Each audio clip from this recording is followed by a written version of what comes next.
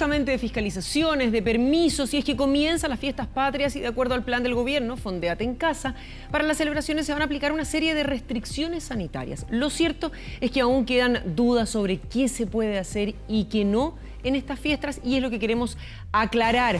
Estamos en contacto a esta hora con el jefe de la comisaría virtual, el comandante Juan Velázquez. Comandante, muy buenos días, muchas gracias por este contacto. A ver, empezar de inmediato. Cuando hablamos de permisos, todavía queda mucha duda respecto de quienes están en fase 2, es decir, transición, quienes están en fase 3, preparación. Para la jornada de mañana, ¿tienen que sacar un permiso para salir de fase 2 a fase 3? Sí. ¿De fase 3 a fase 2? Muy buenos días, Carolina. Buenos días.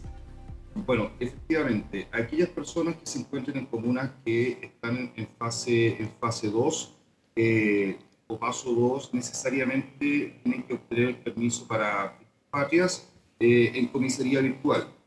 Aquellos que se encuentran en fase 3 o 4 y vayan a concurrir a alguna comuna que se encuentre en fase 2, ya necesariamente deben pedirlo también. A ver, perdón, pensemos por ejemplo, para poner ejemplos claros, de alguien que está en Providencia, que está en fase 3, preparación, y quiere trasladarse, no sé, pensemos a Pudahuel, que está en fase 2, ¿tiene que pedir un permiso? Tiene que pedir un permiso, efectivamente tiene que pedir un permiso.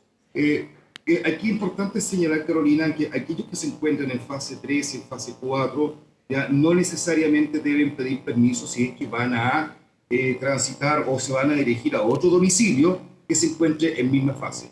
También recordar que los que se encuentran en fase de cuarentena simplemente no tienen permiso.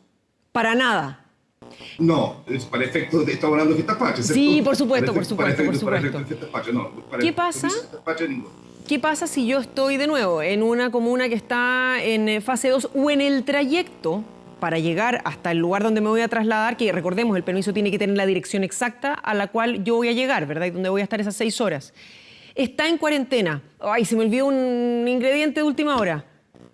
Ya, si acaso pasa por una zona de cuarentena y va, por ejemplo, de una fase 2 a otra comuna de fase 2, pero pasa por una zona de cuarentena, lamentablemente no puede bajarse en zona de cuarentena.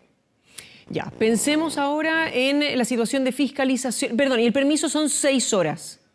Efectivamente, los permisos son 6 horas. El permiso es un permiso durante los 3 días, es decir, o para el 18, o para el 19, o para el 20 por RUT. Posteriormente los RUT van a ser bloqueados para ese tipo de permiso.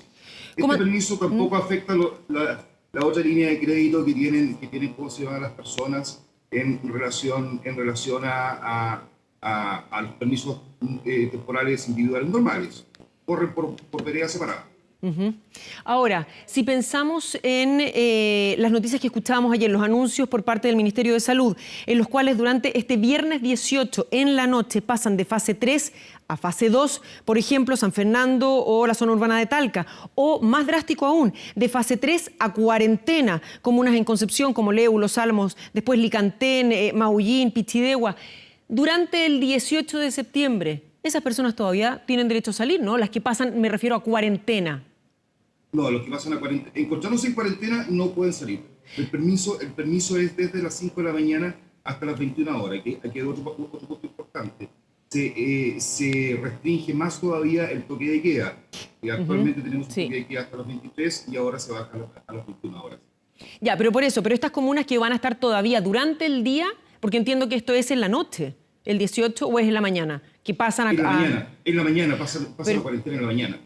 Ya, o sea que durante el 18 en el día, que es una duda que me habían preguntado varias personas, durante el 18 ya van a estar en esta fase nueva, es decir, en fase 2 o en fase 1, por lo tanto pierden todas sus libertades durante el 18 y no tienen ningún permiso. Ya, qué bueno poder aclarar eso.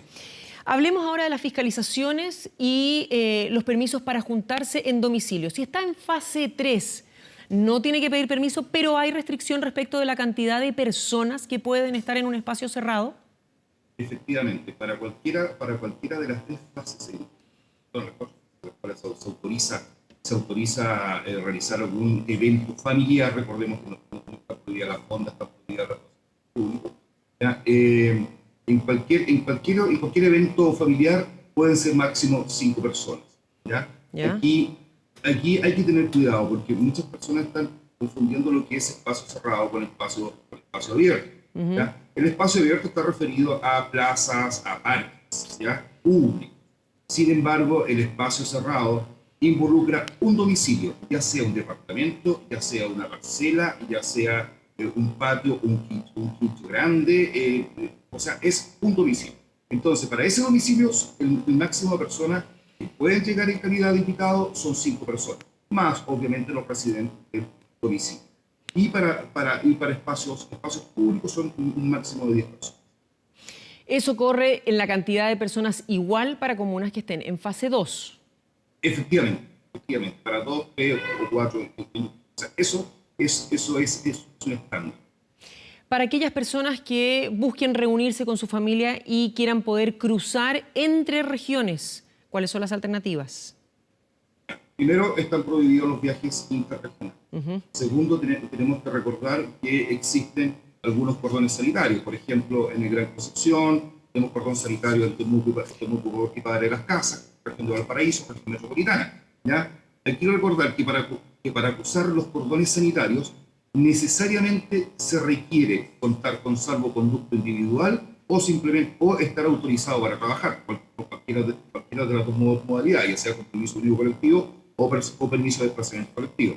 Y los salvoconductos individuales que autorizan a cruzar un cordón sanitario son por tratamiento médico, por trámites funerarios o por mudanza.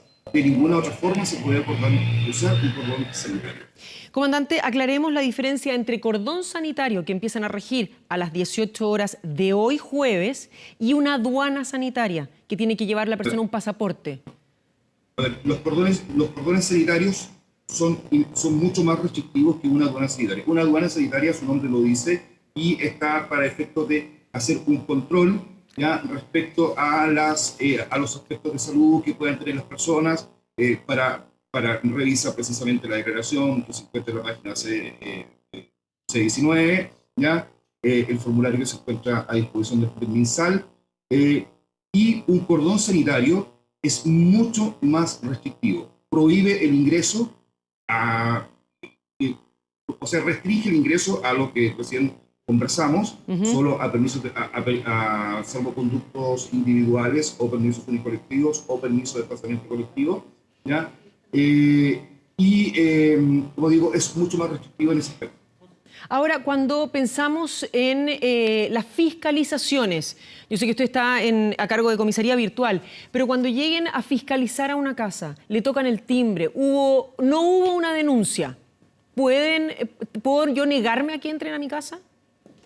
A ver, si acaso la persona se niega, se puede pedir el auxilio de la fuerza pública en este caso, que somos el auxilio de Fuerza de Carabineros de Chile, y si acaso se continúa en esa situación, obviamente previa autorización de autoridad competente, se puede ingresar haciendo uso de la fuerza, ¿ya? Pero la idea, aquí está la recomendación, Carolina, de todas maneras, es no llegar a esta instancia. Si acaso uno va a ser fiscalizado y nada tiene que esconder, o sea, ¿cuál es el problema en que me fiscalicen? De todas maneras, sí, verificar que los fiscalizadores estén con sus debidas acreditaciones y ante una eventualidad de esa naturaleza, ante alguna duda, hacer las consultas respectivas o llamar a Carabineros de Chile.